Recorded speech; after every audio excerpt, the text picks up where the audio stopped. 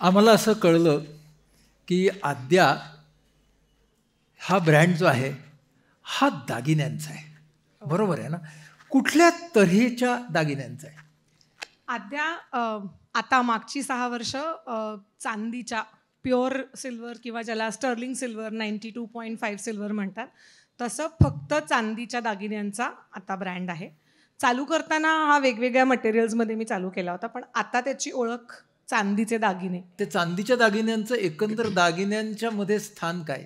सामाजिक दृष्टिकोनातून बघायला गेलं तर अनेक वेळेला बऱ्याच लोकांना, ज्यांना महाराष्ट्रात स्पेसिफिकली ज्यांना सोन्याचे दागिने घेता येत नाहीत, ती लोक चांदीचे दागिने विकत घेऊन ती घालायची पद्धत पूर्वापार चालत आली होती. पण मला वाटतं की आद्यामध्ये चांदीचे दागिने चालू करण्याचा मेन ज्याला म्हणतो आपण कारण जे आहे ते माझी पर्सनल आवड. कारण मला लहानपणापासून कधीच सोन्याचा रंग आवडायचा नाही, मला पिवळे दागिने घालायला कधीच आवडायचे नाहीत. मला नेहमी असं वाटायचं की हेच चांदीमध्ये असतं तर बरं झालं असतं, किंवा माझे मी जेव्हा छोटे छोटे दागिने घ्यायला लागले ते सगळे चांदीतले वेगवेगळ्या ठिकाणी शोधून घेतलेले दागिने होते. असं असल्यामुळे कदाचित तिथं काहीतरी उगम असेल त्याचा, असं मला वाटतं. आणि अर्थातच त्याच्यात हाही भाग होता की तसे कारागीरही भेटत गेले ज्यांना चांदीमध्ये काम करण्याची. कारण तुम्हाला वाटत एक असतं, पण ते ॲक्च्युली त्या दागिन्यांच्या भाषेत उतरवणं ह्याच्यासाठी सुद्धा तेवढा स्किल्ड माणूस समोर तुम्हाला भेटायला लागतो. आयुष्याच्या एका पहिल्या टप्प्यावरती उद्योजक नाही झालीस? नाही. हां. हो. तर त्यावेळेला तू तर चक्क IT क्षेत्रामध्ये होतीस, नाही का? IT क्षेत्रामध्ये तू काय काम करत होतीस?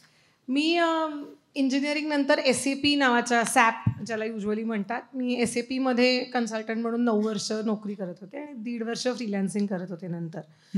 तर अजिबात काही बिझनेस चालू करायचा आहे किंवा स्ट्रॅटेजी काहीतरी आहे, आता प्लॅन आहे, असं काहीही नव्हतं. मी मज्जा म्हणून ऑनलाईन यूट्यूबवर दागिने शिकून थोडे दागिने करायला सुरुवात केली. म्हणजे पहिल्यांदा तू सुरुवात केलीस ती यूट्यूबवरती शिकून आणि स्वतःसाठी म्हणून किंवा आवड म्हणून? स्वतःला मैत्रिणींना दिले, कुणाला आणखीन कॉलेज ऑफिसमधल्या लोकांना दिले, असं इकडे तिकडे दागिने द्यायचे. आणि मग आता खूप स्टॉक झाला, आता काय करू म्हणून मग एक्झिबिशन करूयात एखादं, असं म्हणून पहिलं एक्झिबिशन केलं. तर अगदी असं आहे की त्याच्यामध्ये कुठेही एक बिझनेस चालू करू किंवा असं काही नव्हतं.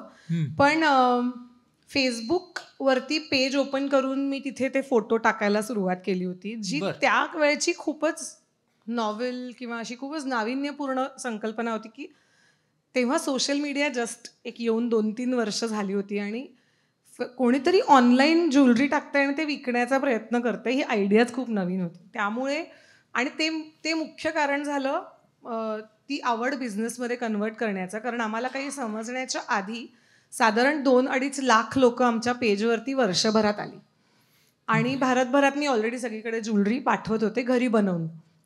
तूच घरी बनवून मीच एकटी बनवायचे. मी आणि माझा नवरा ऑफिसमध्ये आला की मी कुरिअर पॅक करायचो आणि पाठवून द्यायचो. सो ते तेव्हा देखील नोकरी करून साईड बाय साईड करायचं. म्हणजे खऱ्या अर्थानं तो गृह उद्योग होता. अगदीच गृह उद्योग होता. आणि ते एका स्टेजला असं झालं की नोकरीतही जबाबदारी वाढत होती, कारण 9-9.5 वर्ष मी त्यातही काढली होती. तर आणि खूप लोकांची स्टोरी ही असते की नोकरीत खूप कंटाळा आला किंवा नोकरीत खूप त्रास झाला किंवा काहीतरी पटत नाही आहे किंवा आवडत नाही आहे म्हणून सोडून मी आता माझं काहीतरी करणार. तर मला असं अजिबात काही करायचं नव्हतं. मी अत्यंत सुखात होते माझ्या नोकरीमध्ये. मला खूप छान लोकं भेटली होती, बरेच देश बघायला मिळाले होते. त्यामुळे तो डिसिजन खूप कठीण होता की दोन्हीपैकी आता एक काहीतरी फुल टाईम करायला लागेल, कारण का मी तोपर्यंत साधारण 250 ऑर्डर महिन्याला ऑलरेडी पाठवत होते नोकरी करून आणि एक्झिबिशन्स करत होते. त्यामुळे ते खूप म्हणजे असं लाईफ, म्हणजे ज्याला आपण म्हणतो की काही वेळच नसायचा काही करायला, कारण हेच पूर्ण वेळ चालू असायचं. त्या पॉईंटला नोकरी सोडून मी बिझनेस चालू करू, वर्षभर करून बघू, नाही झाला तर 9 वर्षाचा अनुभव आहेच, तर पुन्हा नोकरी करायला येऊ, असं ठरवून मी त्याच्यात पहिल्यांदा पडले. एक प्रकारे तो छंदच होता त्यावेळी तुझा. ऍब्सोल्युटली. त्याच्यात तू पडलीस. मग घरचे आजूबाजूचे काय म्हणाले? आमच्या घरामध्ये बिझनेस केलेलं तसं फार कोणी नसल्यामुळे ह्या गोष्टीला खूप एनकरेज करेल असंही कोणी घरात आमच्या नव्हतं की हां वा तू नोकरी सोडून बिझनेस चालू करतेस का, क्या बात आहे, असं नव्हतं. म्हणजे कोणी मला असं हे करू नकोस असं मला कोणी म्हटलं नाही, कारण का थोडंसं असं होतं की आता करायला घेतलंय म्हणल्यानंतर काही फार करणारच आहे ती. म्हणजे आता करणारच आहे हे, त्यामुळे ठीकच आहे आता काय असं. हां, मग तू निर्णय घेतलास आणि मग काय झालं पुढे? नोकरी जी मी करत होते त्याच्यात अत्यंत शिस्तीने गोष्टी करण्याची सवय होती आणि ज्याला आपण म्हणणं ऑर्गनाइज्ड असणं, तर ते माझ्या बिझनेसमधनं पहिल्या दिवसापासून होतं. म्हणजे जेव्हा मी मज्जा म्हणून सुद्धा टाऊनला आपल्या ह्याला म्हणजे CST जवळ जिकडे सगळं हे मार्केट आहे भुलेश्वरचं, तर तिथे मी शहाळी जी प्यायचे त्याचा सुद्धा हिशोब माझ्याकडे अजून लिहिलेला आहे. 2012 सालापासून जे होतं त्याचा असा एक लाईनीचा हिशोब दर महिन्याचा लिहिलेला आहे. सो असं नव्हतं की त्याचं एक्झिक्युशन बिझनेससारखं नव्हतं. त्याचं एक्झिक्युशन, त्याचे लिहिले जाणारे मेसेजेस, ईमेल्स हे सगळं अत्यंत जणू काही मी खूप मोठी कंपनी रन करते असं मी लिहायचे, जेव्हा मला दिवसाला कदाचित 7-8च ऑर्डर असतील. पण त्याची बोलण्याची पद्धत आणि हे खूप कॉर्पोरेट होती. आणि मला असं वाटतं की त्याचा नोकरी सोडल्यानंतर मला खूप उपयोग झाला. कारण पहिली गोष्ट मी जी केली नोकरी सोडल्याच्या 3 महिन्यात, ती म्हणजे आम्ही वेबसाईट लॉन्च केली. की म्हणजे आपण हे जे सगळं इंटरॅक्शन करतोय, फोटो टाकायचा, किंमत विचारा, बँक अकाउंट डिटेल पाठवा, ऑर्डर कन्फर्म करा, ॲड्रेस विचारा, हे सगळं ऑटोमेट होतं आहे. तर आपल्या टेक्निकल बॅकग्राऊंडचा उपयोग करून पहिली गोष्ट आम्ही जी केली ती वेबसाईट काढली. मी थोडंसं फोटो काढायला शिकले, कारण तेव्हा जेव्हा तुम्ही स्टार्टअप असता तेव्हा तुमच्याकडे फोटोग्राफरला द्यायचे पैसे नसतात, फोटो एडिटिंगचे पैसे नसतात. त्यामुळे माझ्याकडे एक कॅमेरा होता, त्याच्यावर मीच फोटो काढायचे, मीच ते एडिट करायचे, मीच ते प्रॉडक्ट अपलोड करायचे आणि मी ते प्रॉडक्ट बनवायचे. असं एक छोटंसं आम्ही 100 प्रॉडक्टने वेबसाईट चालू केली. पण मग 100 प्रॉडक्ट्स आणि 100 दागिने करण्यासाठी, डिझाईन करण्यासाठी अभ्यास काय करावा लागला? अभ्यास म्हणजे मटेरियलचा अभ्यास खूप केला, प्रवास करून केला तो. बऱ्याच ठिकाणी स्टोन्स पॉलिशिंग किंवा स्टोनला जिथे कट्स केले जातात किंवा असं त्या ठिकाणी. आणि ज्वेलरीचा अभ्यास पुस्तकातनं केला वेगवेगळ्या. आपल्याला खूप माहिती नसतं, पण मराठी ज्वेलरीमध्ये, भारतीय ज्वेलरीमध्ये खूप लोकांनी PhD केलेली आहे. सो त्यांचे थिसिस, त्यांचे पेपर, वॉल्ट्रॉड गांगुली नावाच्या जर्मन टुरिस्ट होत्या, त्यांनी गांगुली नावाच्या इंडियन माणसाशी लग्न केलं होतं. तर त्यांची इंडियन ज्वेलरीवरती अत्यंत सुंदर आणि सगळी फोटो सकटची पुस्तकं आहेत. तर त्यांनी वेगवेगळ्या म्युझियम्समधनं फोटो काढून, वेगवेगळ्या लोकांना भेटून, वेगवेगळ्या ट्राईब्समध्ये जाऊन तिकडचे त्यांचे फोटो, त्यांचे रेफरन्सेस, ज्वेलरी बनवण्याच्या पद्धती ह्याची पुस्तकं लिहिलेली आहेत. तर ती सगळी पुस्तकं घेऊन ती वाचणे. आणि अर्थातच मी म्हटलं तसं की कुठेतरी डोक्यामध्ये ते लहानपणापासून चांदीची ज्वेलरी असल्यामुळे ती एक व्हिज्युअलायझेशनची पॉवरसुद्धा मे बी होती, जी हे चालू झाल्यानंतर थोडी प्रकर्षाने बाहेर येऊ लागली. भारतीय संस्कृतीमध्ये दागिन्यांचं स्थान काय? खूप मोठं स्थान आहे. कारण पूर्वी जेव्हा म्हणजे नांगराचा शोध लागायच्या आधी, जेव्हा कम्युनिटी लिव्हिंग करायचे लोक, तेव्हासुद्धा विरंगुळा म्हणून दागिने बनवले जायचे. हस्तिदंताचे असतील किंवा प्राण्यांच्या हाडांचे असतील, पण तेव्हासुद्धा दागिने बनवले जायचे. आणि ही गोष्ट मला मुद्दामून नमूद करायची आहे की बायकांपेक्षा जास्त दागिने पुरुष घालायचे. कारण का, पुरुष दागिने घडवायचे, त्यामुळे सगळ्यात पहिले ते स्वतःसाठी दागिने घडवायचे आणि त्याची छोटी व्हर्जन्स करून बायकांना दिली जायची.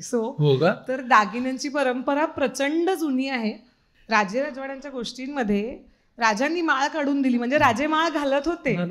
हां, तर म्हणजे हे दागिने पुरुष आणि स्त्रिया दोन्ही पूर्वीपासून घालत होते. तर खूप प्राचीन परंपरा आहे आणि खूप देवाणघेवाण असलेली परंपरा आहे. म्हणजे आपल्याकडे खूप सोपं साधं उदाहरण आहे, मंगळसूत्र ज्याच्यामध्ये वाटी असते, पण जी चंद्रकोर असते, तर चंद्रकोर ही काही आपल्या संस्कृतीतली नाही. पण मुघलांनी जेव्हा आपल्यावरती राज्य केलं तेव्हा त्यांचे कारागीर सुद्धा आपल्याबरोबर ज्वेलरी घडवायचे. तर आपल्याकडचा सूर्य आणि वाटी आणि त्यांच्याकडचा चंद्र असं मिळून ते आपलं जे महाराष्ट्रीयन मंगळसूत्र आपण जे म्हणतो, ते ॲक्च्युली 2 संस्कृतींची देवाणघेवाण होऊन, कारण चंद्राच्या कलांवरती त्यांचं सगळं अवलंबून असतं, तर ती देवाणघेवाण होती. साड्या तशा विणल्या जायच्या, कापडं तशी विणली जायची, दागिने तसे बनवले जायचे. वा, म्हणजे दागिन्यांच्या मागे एक संस्कृती आहे. पण दागिने हे चैनीचं साधन म्हणून काही ती संस्कृती बघत नव्हती ना, कारण आदिवासी समाजामध्ये पण दागिने आहेत. हो, आणि म्हणजे दागिना म्हटला की त्याला एक एक ऑर्नामेंटल व्हॅल्यू तर आहेच, पण दुसरं त्याच्यातलं मला जे वाटतं, कारण का माझ्याकडे येणाऱ्या खूप क्लायंट्समध्ये ही स्टोरी मला खूप कॉमन ऐकायला मिळते, स्पेशली ज्या लोकांच्या प्रोफेशनमुळे, वकील आहेत, डॉक्टर आहेत, त्यांना खूप दागिने त्यांच्या रोजच्या आयुष्यात घालणं तितकं शक्य नसतं. असे अनेक लोक आम्हाला येऊन कायम सांगतात की मी अजिबात दागिने घालायचे नाही, पण आद्यामुळे आता मला दागिने घालायची सवय लागली. आता तुझ्याकडनं ते घेतलं ते मी 24 तास कानात घालते, ते मी कधीच काढत नाही. तर त्याला एक मला असं वाटतं की एक खूप ज्याला आत्मविश्वास बिल्ड होणं किंवा छान वाटणं आपल्याला, आपल्याकडे छान वाटतं, ह्या गोष्टीला खूप कमी महत्त्व दिलं जातं. आणि हे मी माझ्या स्वतःच्या उदाहरणावरून सांगते, कारण का मी पुण्यात लहानाची मोठी झाले आणि माझी शाळा पेठेमध्ये होती. तर मेकअप, नखरे, चांगले कपडे घालणाऱ्या आणि कानातले गळ्यातले घालणाऱ्या मुली ह्या जनरली अभ्यासात त्यांचं काही होत नाही. हा असा खूप, ही मला आता इकडच्या पेठा किंवा हे माहिती नाही, पण पुण्यामध्ये या पद्धतीच्या गोष्टी सर्रास बोलल्या जातात की पार्लरमध्ये 10वी नंतर गेली म्हणजे काय, म्हणजे किंवा पार्लरचा कोर्स केला म्हणजे दुसरं काही येत नाही हे. तर आपल्याकडे मुळातच छान राहणं, चांगलं दिसणं, त्याच्यामुळे बिल्ड होणारा आत्मविश्वास, त्याच्यामुळे चांगलं वाटणं, ह्याच गोष्टीला कमी महत्व आहे खूप. म्हणजे दागिना ही फक्त मिरवण्याची गोष्ट नाही आहे, तर दागिना ही स्वतःला आत्मविश्वास देणारी, स्वतःची प्रतिमा स्वतःसाठीच अधिक चांगली करणारी सुद्धा गोष्ट आहे. आणि एक आणखीन महत्वाची गोष्ट जी म्हणजे कॉन्व्हर्सेशन स्टार्टर ज्याला म्हणतात, की 3-4 बायका भेटल्यानंतर की आता काय, कशावरती बोलायचं, कसं बोलायचं, ह्याच्या ऐवजी जर एक सुंदर दागिना कोणी घातलेला असेल तर त्यावर नक्कीच चर्चा चालू होते. आणि तो दागिना जर तुम्ही अभ्यास करून केलेला असेल तर त्याच्याबद्दलची होणारी चर्चा ही बऱ्यापैकी उपयोगाची असते. म्हणजे मला असं वाटतं की आजपासून जे लोक चंद्रकोरीचं मंगळसूत्र बघतील त्यांना हा रेफरन्स नक्की आठवेल की हे कुठून आलंय किंवा हे काय, असं प्रत्येक दागिन्याला महत्व आहे. बरोबर. आता ऐका, तू कानामध्ये घातलेस, गळ्यात घातलेस आणि अंगठी आहे आणि हातातही आहे, सांग बघूया. सो आद्याची सुरुवात चांदीच्या दागिन्यांची ही महाराष्ट्रीयन दागिन्यांपासून झाली, कारण का कॉन्सेप्टच माझा हा होता की जे जे दागिने आपल्या घरात बघितले जातात, आजी असेल, आई असेल, तर त्यांच्यावरचे कुडी, ठुशी, बांगड्या असतील किंवा काही असेल, ते चांदीत का नाही तयार करायचे, कारण का मी ज्या पद्धतीची राहते मला चांदीचे दागिने घालायला जास्त आवडतील. त्या कॉन्सेप्टमधून इतिहास नावाचं आमचं पहिलं कलेक्शन चालू झालं, ज्याच्यात चांदीची नथ, कुडी आणि ठुशी हे आम्ही लॉन्च केलं. तू कुडी घातलीस का? मी कुडी घातली आहे, जी आपल्याकडे जनरली सोन्यात आणि मोत्यांमध्ये केली जाते, ती चांदीची कुडी करून घातलेली आहे. आणि ह्याच्यामध्ये सगळ्यामध्ये आम्ही एक गोष्ट खूप नेटाने करत होतो, ती म्हणजे आम्ही ज्वेलरी बनवण्याचं टेक्निक जे आहे त्याला कॉम्प्रोमाइज करत नव्हतो. म्हणजे आता ह्या कुडीमध्ये जे मणी दिसत आहे तर तो सिलिकॉनचा मोल्ड नाही आहे ज्याच्यावरती छापून आम्ही कुडी बनवली. तर मणी जे असतात आपल्या दागिन्यांमधले, ते एक कारागीर एका स्ट्रॉसारख्या इन्स्ट्रुमेंटनी फुंकून फुंकून प्रत्येक मणी बनवतो आणि त्या स्ट्रॉच्या साईजप्रमाणे मण्याचा आकार चेंज होतो. पण हे एका स्ट्रॉनी, एका कारागिरांनी फुंकलेले जे मणी आहेत ते सगळे सेम साईजचे येतात. तर हे स्किल आहे आपल्याकडच्या कारागिरांचं, वर्षानुवर्ष या फॅमिलीज हे काम करतात. तर अशा टेक्निक्सनी खूप मोठं स्किल आहे. म्हणजे एका दिवसामध्ये 2000 मणी पाडतात कारागीर, प्रत्येक कारागीर. तर 2000 मण्यांचा शेप, साईज हा एक्झॅक्टली सेम असतो. बरं, मला सांग की आता वेबसाईट लॉन्च केलीत, पहिलं कलेक्शन 100 प्रॉडक्ट्स तुम्ही हे केलेत, प्रतिसाद कसा मिळत गेला आणि मग पुढे काय झालं? फक्त प्रतिसादामुळेच मोठा झालेला बिझनेस आहे असं मी अत्यंत, म्हणजे मी कष्ट केले पण जर त्याला समोरून प्रतिसाद नसता आला तर कदाचित आम्ही इतके वर्ष हा बिझनेस चालवू शकलो नसतो. तर कम्प्लिटली क्लायंट ड्रिव्हन, क्लायंट्समुळे मोठा झालेला आणि त्यांच्या काय म्हणतात त्याला, सपोर्टमुळे मोठा झालेला बिझनेस आहे आद्या. म्हणजे मला हे खूप आवडतं. कुठल्याही ऑन्टरप्रेनरसाठी त्यांनाही तसंच वाटेल जेव्हा बाहेर लोक बोलताना अरे आद्या आपलं आहे, मी तुला घेऊन जाईल, असं जेव्हा लोक म्हणतात तेव्हा मला असं वाटतं की मी खूप काहीतरी अचीव केलं. कारण माझे अनेक मित्रमैत्रिणी असतील, अनेक क्लायंट्स जे आता मित्रमैत्रिणी झालेत ते असतील, ते असे भरभरून लोकांना घेऊन यायचे की अरे तो आपलाच स्टुडिओ आहे, चल मी तुला घेऊन जातो, आपल्या आद्यामध्ये असं झालं, आपलं काय चाललंय सध्या.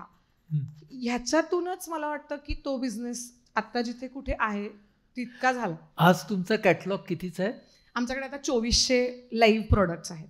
2400 लाईन प्रोडक्ट्स हो. आहेत. वाव. आणि स्टुडिओज आता किती आहेत?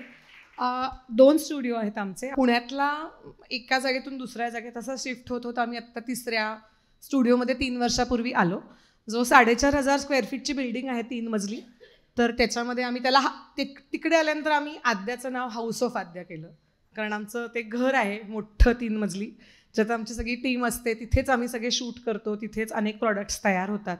तर अशी ती पुण्यातली एक बिल्डिंग. आणि आमचा बँड्रा वेस्टला वॉटरफील्ड रोडला अजून एक स्टुडिओ आहे. आणि कोल्हापूर का काहीतरी तुम्हाला? सो वर्कशॉप्स 3 ठिकाणी आहेत. 3 हां. ठिकाणी आहेत जिथे कोल्हापूरचं वर्कशॉप संपूर्णपणे आपलीच जुली तिथे तयार होते. जयपूरला एका मोठ्या फॅक्टरीत काही 20 ते 22 कारागीर फक्त आद्याचं काम करतात.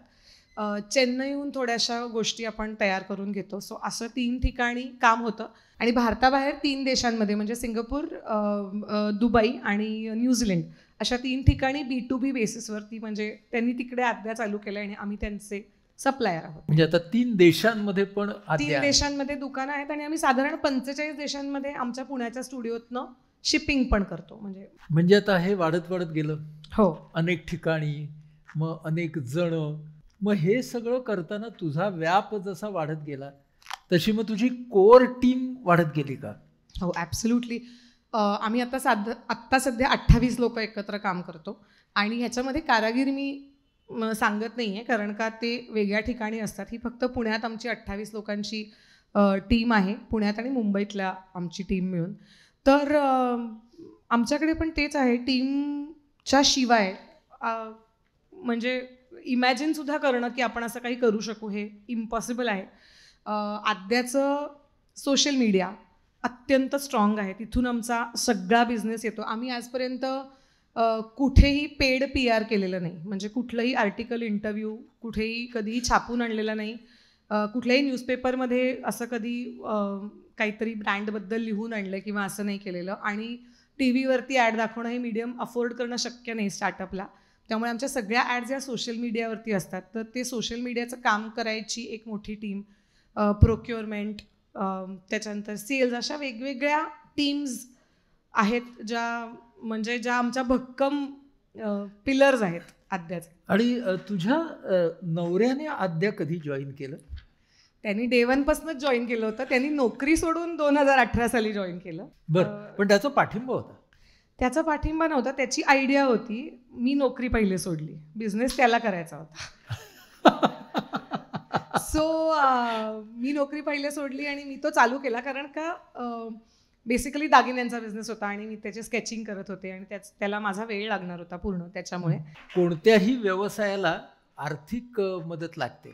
तुमचं बिझनेस मॉडेल काय आहे? त्याच्यामध्ये तुम्ही पैसे, त्याची गुंतवणूक काय आहे? मी 50,000 रुपये माझ्या अकाउंटमधले टाकून आद्या चालू केलं. त्याच्यानंतर मी काही आद्यामध्ये 1 रुपया देखील टाकलेला नाही कधी. सेल्फ सस्टेन्ड किंवा ज्याला बूटस्ट्रॅप्ड म्हणतात तसा हा बिझनेस आहे.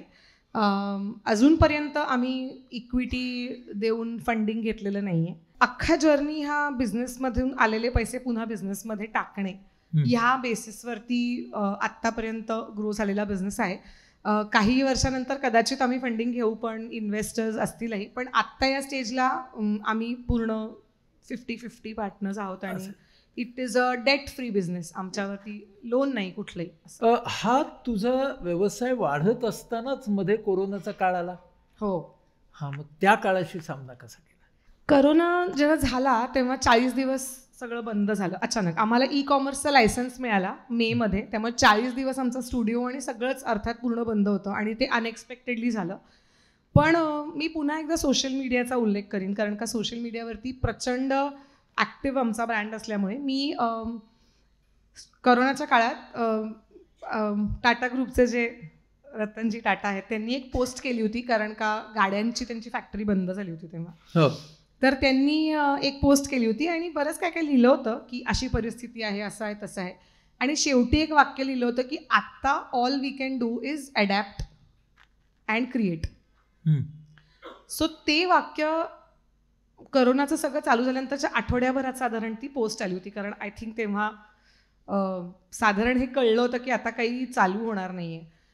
तर ते वाक्य वाचून आम्ही एक व्हिडिओ केला छोटासा, म्हणजे मी घरनंच व्हिडिओ केला आणि मी लोकांना लिहिलं की म्हटले की जर तुम्ही आत्ता ऑनलाईन आमच्यासारख्या फक्त अध्यास नाही सगळ्याच ऑनलाईन ब्रँड्सकडनं तुम्ही जर आम्हाला महिन्याला एक ऑर्डर दिलीत क्लायंट म्हणून, तर आम्ही जेव्हा कधी स्टुडिओ ओपन करू त्याच्यानंतरच्या पर्टिक्युलर काही दिवसांमध्ये तुमच्या सगळ्या ऑर्डर आम्ही पाठवू, पण त्या तुम्ही आम्हाला द्या, नाही तर आमचं इन्कम शून्य होऊन जाईल.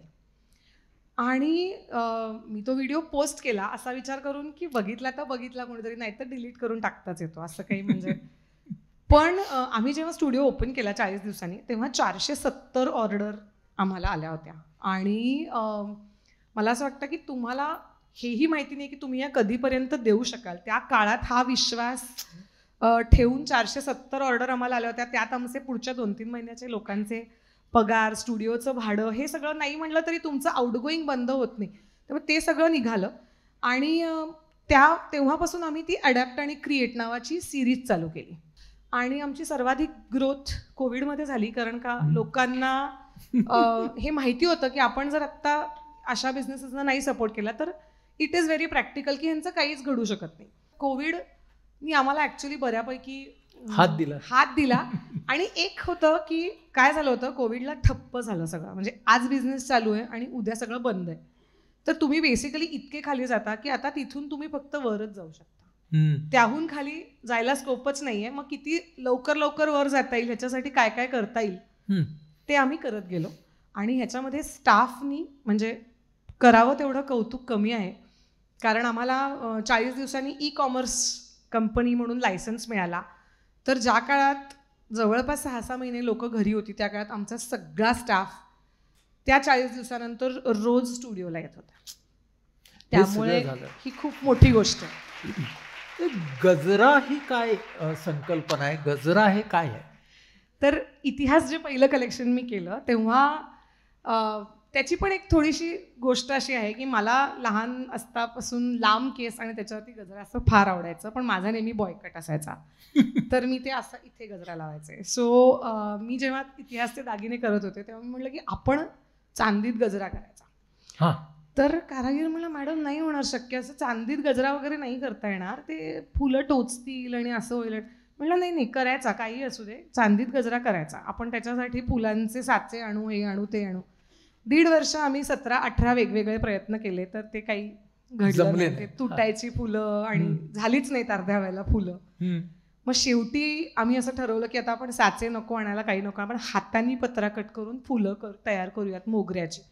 तर अशी आम्ही 80 फुलं एका गजऱ्यात ओवतो आणि त्याचा गजरा तयार करतो. तो आम्ही केला आणि तो केल्या विद्या बालनच्या टीमकडनं आम्हाला मेसेज आला की आम्ही हा गजरा बघितलाय आणि आम्हाला हा हवा आहे एका इव्हेंटसाठी. आणि जसं ते ओव्हरनाईट स्टार म्हणतात तसं गजऱ्याने आम्हाला ओव्हरनाईट स्टार करून टाकलं. आणि त्याचं आमच्याकडे भारतातलं पेटंट आहे गजरा बनवण्याचं, आम्ही त्याच्यासाठीही अप्लाय केलं होतं. तू म्हणालीस 23 फिल्म्समध्ये तुझ्या दागिने आद्याचे वापरले गेले. हो. मग फिल्म्समध्ये जेव्हा दागिने वापरतात तेव्हा काय ॲडव्हान्टेज असतो? मला ह्या सगळ्या प्रवासामध्ये जे आपण म्हणतो की जसा क्लायंट ड्रिव्हन हा बिझनेस होता, तसे माझे अनेक मित्रमैत्रिणी स्पेशली मराठी इंडस्ट्रीमध्ये बऱ्यापैकी चांगले ॲक्टर्स आणि मोठे ॲक्टर्स आहेत. आणि त्या सगळ्यांनी जसं मी मगाशी म्हटलं तशीच जणू काही त्यांनीच चालू केलंय आद्या. इतक्या प्रेमाने सगळे, म्हणजे स्पृहा जोशी, पर्ण पेठे, गिरिजा, सखी, शुभांगी मावशी, असे जेवढी नावं घेऊ तेवढी नावं कमी आहेत, पण ह्या सगळ्यांनी कायम पहिल्या दिवसापासून ते दागिने त्यांच्या सगळ्या वेगवेगळ्या शोजना, फिल्म्सला घालून जाणे, आवर्जून त्याच्याबद्दल बोलणे की मी हे जे घातलंय हे आद्याचं आहे, तुम्ही इथून घ्या. आणि मला वाटतं की आज इन्फ्लुएन्सर मार्केटिंग नावाचा एक शब्द आहे ज्याच्यात पैसे देऊन लोक ह्याच्याविषयी बोलतात. तर ह्या सगळ्या माझ्या इन्फ्लुएन्सर मित्रमैत्रिणींनी स्वतः जणू काही ते हे रन करत आहेत. इतक्या प्रेमाने ते त्या दागिन्यांबद्दल कायम बोललेले आहेत आणि सगळ्यांना सांगितलेले आहेत. आणि तिथूनच या सगळ्याची सुरुवात झाली. आत्ता ना तो गजरा हा छोटा व्हिडिओ पाहताना मला असं वाटलं की एका बाजूनं ना तू आणि तुझी टीम, वेन आय से तुझी टीम, हे एका बाजूने आर्टिस्ट आहात, हो, कलाकार आहात, आणि दुसऱ्या बाजूने तुम्ही उद्योजक असल्यामुळे तुम्हाला तो प्रॉडक्ट फक्त सुंदर दिसून किंवा सुंदर असून चालणार नाही, तर तो लोकांनी घेतला पाहिजे. म्हणजे एक उद्योजक म्हणून आपली प्रॉडक्ट आणि सेलवाली मानसिकता आणि एक आर्टिस्ट म्हणून, कलाकार म्हणूनची आपली सेन्सिटिव्हिटी, ह्यांचा मेळ घालताना काही गडबड होते का?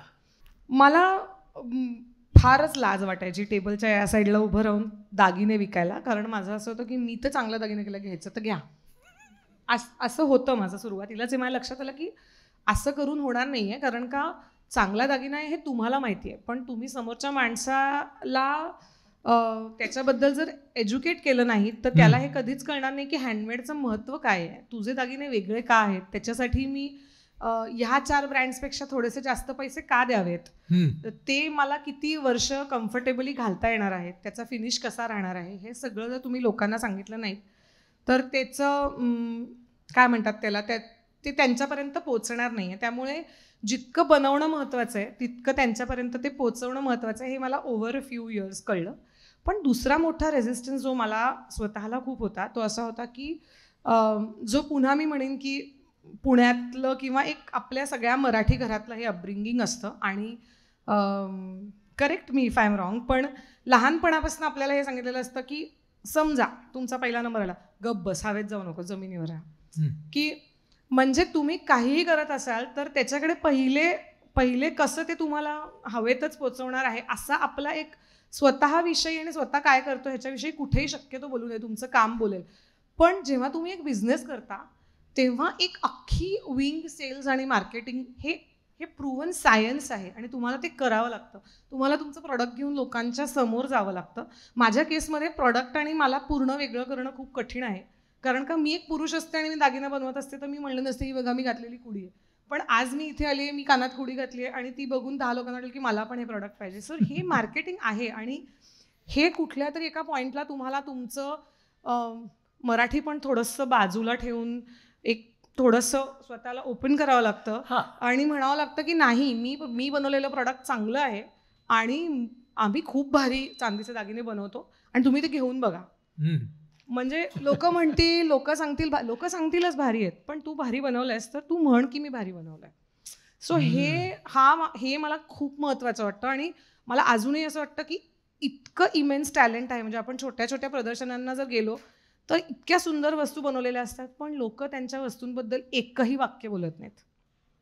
त्यांना असं वाटतं की मी वस्तू ठेवली आहे, तुम्ही बघा, तुम्हाला योग्य किमतीची वाटली तर घ्या. तर तसं नाही होत. तुम्हाला त्याच्याबद्दल बोलणं आणि मी आदितीला पण आत्ता मगाशी सांगितलं की नेटवर्किंग करणं हा सुद्धा मराठी माणसाचा खूप मोठा प्रॉब्लेम आहे. मला अनेक वर्षाचं वाटायचं का मी जाऊन बोलू, मला कशाला जाऊ दे ना, ठीक आहे, असंच पहिलं विचारच मनात हा यायचा. पण ती असेल किंवा आणखीन खूप अशा माझ्या मैत्रिणी आहेत व्यावसायिक, ज्या मला IIM बँगलोरमध्ये किंवा कॉर्नेलमध्ये भेटल्या, ज्यांच्याकडून मला असं लक्षात आलं की दुसरा माणूस पण काय करतोय, त्याचं काय चाललंय, ह्याच्यातून आपल्याला इतकं शिकायला मिळणार आहे आणि इतकी माहिती मिळणार आहे की हे खूप गरजेचं आहे की तुम्ही तुमचे हे वर्षानुवर्ष चालत आलेले म्हणजे डोक्यातले विचार आहेत ते तोडून काहीतरी प्रयत्न केला पाहिजे.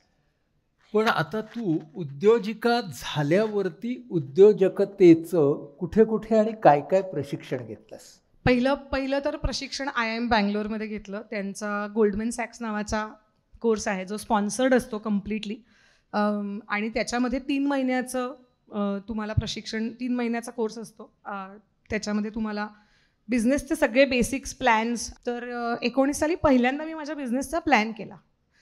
तोपर्यंत बिझनेस चालू होता, कारण का हे शिक्षण जोपर्यंत तुम्ही घेत नाही तोपर्यंत तुम्हाला ह्याच्याने किती उपयोग होणार आहे हे तुम्हाला माहिती नसतं. तर तो पहिल्यांदा केला. अनेक गोष्टी पहिल्यांदा शिकले. फायनान्स या गोष्टीला आपल्याकडे खूप अंडर एस्टिमेट केलं जातं. अनेक वेळेला फायनान्स ही मुलींनी बघायची गोष्टच नाही असंही आपल्याकडे असतं. तर माझ्या बाबतीत काही तसं नव्हतं, पण माझ्याकडे एक इनेट त्याच्याकडे दुर्लक्ष करण्याचं माझी वृत्ती झाली होती की ते चालू आहे, ते नवरा बघतोय तर आपण बाकीचं बघूयात, असं एक झालं होतं. पण त्या कोर्समुळे मला असं कळलं की जर तुम्ही बिझनेस रन करत असाल आणि तुम्ही 50% इक्विटी त्या बिझनेसमध्ये होल्ड करता तर तुम्हाला कशात पैसे खर्च होत आहेत, कुठे बाहेर जात आहेत, काय कळलं ॲट पाहिजे. The end of the day तुम्हाला सगळं माहिती पाहिजे. सो त्या कोर्समुळे ते एक कळलं. आणि ऑन्टरप्रेनरशिपच्या प्रशिक्षणामध्ये स्त्री म्हणून सगळ्यात महत्त्वाची गोष्ट जी मला वाटली कळली की 2019 जेव्हा मी कोर्स केला तेव्हा मी 40 जणी होतो. आणि तेव्हा मी जाताना असे गेले होते की मला एक मूल आहे, त्याला मी सोडून जाणार आणि कसं किती छान, म्हणजे मी किती बिझनेस. तर तिथे गेल्यानंतर मला असं लक्षात आलं की त्या ज्या उरलेल्या 39 होत्या त्यातल्या बऱ्याच जणी 25 वर्ष हे ऑलरेडी करत होत्या. तर तुम्हाला ते खूप जमिनीवरती आणतं की अच्छा, म्हणजे आता हे तर ह्यांनी खूप आधीच केलंय, आता आपल्याला इथून पुढे शिकायचं आहे की कसं मोठं करायचं बिझनेस, काय वाढवायचं असं. आणि दुसरा कोर्स आपल्या गव्हर्नमेंटने आता कॉर्नेल युनिव्हर्सिटी, जी आयव्ही लीग स्कूल आहे न्यूयॉर्कमधली, त्यांच्याबरोबर महाराष्ट्रातनं 60 ऑन्टरप्रेनर्स सिलेक्ट केले होते. त्यांना आम्हाला वर्षभराचं ट्रेनिंग होतं कॉर्नेल युनिव्हर्सिटीकडनं. तर तो आत्ता मी दुसरा कोर्स केला. म्हणजे आपण सतत शिकत राहणं ही फार महत्त्वाची गोष्ट आहे, नाही का? आणि जे अनुभव येतील त्याच्यातून शिकत राहणं. अतिश दोन्ही. म्हणजे मला वाटतं की असं खूप आपल्याकडे खूप म्हणलं जातं की पुस्तकी ज्ञानाला काही महत्त्व नाही, पण मला असं नाही वाटत. मला असं वाटतं की दोन्ही पाहिजे. अनुभव तर पाहिजेतच, प्रश्नच नाही, पण पुस्तकातल्या गोष्टींचा पण आपल्याला पुष्कळ उपयोग होऊ शकतो जर तुम्ही तितक्या प्रेमाने त्या वाचल्यात. तर तू सॅप कन्सल्टंट होतीस, तर सॅप मधले अनुभव आणि ज्ञान आणि तुझे आत्ताचं उद्योजकता ह्याच्यामध्ये काय फायदा झाला? शिस्त सगळ्यात पहिली गोष्ट. म्हणजे रोज उठून, कारण का बिझनेसचं असं आहे की मी जेव्हा माझ्या बिझनेसचं, कारण माझा प्रोडक्ट बिझनेस आहे, मी 10 प्रोडक्ट्स लॉन्च करीन तर 5 नक्की फेल होणार आहेत, 3 ठीक चालतील आणि 2 खूप आवडणार आहेत. तर मुळात म्हणजे आज मी 10 काहीतरी गोष्टी केल्या तर उद्या केल्यानंतर त्यातल्या 5 नाहीच होणार आहेत वर्क. तर मग आता मी हिरमुसून बसू, मग 2 दिवस त्याच्यात घालवू, मग तिसऱ्या दिवशी. तर मला वाटतं की मला नोकरीने हे शिकलो होतं की रोज सकाळी उठायचं आणि काम करायचं. म्हणजे काल काय झालं ह्याच्यावरती अवलंबून नाही आहे. रोज सकाळी उठायचं आणि आपलं जे ठरलेलं काम आहे ते करायचं. मग त्याच्यातनं तुम्हाला रोज सक्सेस मिळेलच असं नाही आणि रोजही फेल्युअर होईल असं नाही, पण त्याच्याबद्दल तुम्ही अत्यंत न्यूट्रल असलं पाहिजे. झालं तर झालं, नाही तर सोडून देऊ असं नाही आहे, त्याच्या फीडबॅक पण घेऊया. फीडबॅक ही दुसरी खूप चांगली गोष्ट मला नोकरीने शिकवली. आणि तिसरं जे मला खूप महत्त्वाचं वाटतं ते म्हणजे ज्याला म्हणतो आपण की वेगवेगळ्या पद्धतीच्या लोकांबरोबर वेगवेगळ्या पद्धतीने डील करणं. ही खूप वेगळी गोष्ट. म्हणजे कारागिरांची ॲस्पिरेशन्स ही माझ्या रिटेल टीमच्या ॲस्पिरेशनपेक्षा वेगळी आहेत. माझ्या कम्युनिकेशन टीमची ॲस्पिरेशन ही माझ्या रिटेल टीमपेक्षा वेगळी आहेत. माझ्या कॉन्टेंट टीमची ॲस्पिरेशन ही माझ्या कम्युनिकेशन टीमपेक्षा कम्प्लिटली वेगळी आहेत. तर प्रत्येक माणसाची स्वप्न तुमच्या बिझनेसमध्ये तुम्हाला ओवायला लागतात, नाहीतर गजरा करावा लागतो. नाहीतर मग त्यांचा इंटरेस्ट त्यातला निघून जातो. आणि त्यामुळे मला हे मला खूप छान वाटतं, हे अभिमानाने सांगावंसं वाटतं की आद्यामधून समजा काही पर्सनल कारणांमुळे लग्न ठरलं, बाहेर जायचंय म्हणून जरी लोक परत गेली तरी ती जेव्हा परत येतात तेव्हा ती पुन्हा अद्यामध्ये जॉईन होतात. असे आमच्याकडे पुन्हा जॉईन झालेले सुद्धा लोक आहेत. तर मला हे खूप महत्त्वाचं वाटतं, जे मला माझ्या नोकरीने शिकवलं. असा तुझ्या आयुष्यातला कोणता छंद किंवा आवड ज्याचा तुला उद्योजिका म्हणून फायदा होतो? मला आठवते तेव्हापासून मी नाटकात काम करायचे. माझं ज्याला म्हणतात की काय पॅशनपेक्षाही पुढे जर अजून काही असेल तर मला अभिनयाची खूप आवड आहे. त्याचाही मी खूप अभ्यास केला आहे. मी 16 वर्ष पुण्याच्या वेगवेगळ्या संस्थांमध्ये काम करत होते आणि चेतन दातार जे आता आपल्यात नाही आहेत त्यांची आणि पंडित सत्यदेव दुबेजी त्यांची अशी मी वर्कशॉप्सही पुण्यामध्ये करत होते. आणि मला त्याच्यातच काहीतरी करायचं होतं आयुष्यभर, पण मी वेगळ्याच मार्गाला लागले आणि हे करत राहिले. पण त्या गोष्टीचा मला सगळ्यात पहिले म्हणजे कॉन्टेंट तयार करायला प्रचंड उपयोग होतो. मला अजिबात स्टेज फिअर किंवा मुद्देसूद बोलणे अशा कुठल्याही गोष्टींचं टेन्शनच येत नाही, कारण मला असं वाटतं की ते नाटकाने तुम्हाला शिकवलेलं असतं. आणि मला असं वाटतं की नाटक तुम्हाला थोडंसं स्वतःला लाईटली घ्यायला पण शिकवतं. म्हणजे मी जसं म्हणलं की 10 पैकी 5 डिझाईन फेल झाली तर ठीकच आहे, म्हणजे असं, कारण काय एखाद्या प्रयोगाला नाहीच येत रिस्पॉन्स. त्याच्यामुळे ठीकच आहे. म्हणजे असं मला वाटतं की बऱ्याच गोष्टी तुम्हाला तिथून शिकायला मिळतात. तर मला त्या गोष्टीचा खूप उपयोग होतो. आणि आद्या हे नाव कसं तयार झालं? आद्या हे इतिहासाच्या पुस्तकात आय थिंक आपल्याला होतं, फर्स्ट कल्चर ऑफ मॅनकाइंड, पहिली संस्कृती, आद्य संस्कृती. तर तो शब्द मला तिथनं त्याचा रेफरन्स होता. आणि अर्थातच आपण म्हटलं तसं आत्ता पसायदानात होतं, पहिले प्रार्थनेत होतं, आपल्या ज्ञानेश्वरीच्या पहिल्या ह्याच्यामध्ये होतं. त्याच्यानंतर आम्ही आद्य म्हणूनच चालू केलं होतं, पण बिकॉज द प्रॉडक्ट्स वर फेमिनाईन ते हळूहळू आद्या असं होत गेलं. ते देवीचंही नाव आहे आणि मग आम्ही त्याला एक्सेप्ट करून त्याचं नाव आद्या असं थोडं एक फेमिनाईन रूप. आद्याची पुढची स्वप्न काय आहेत?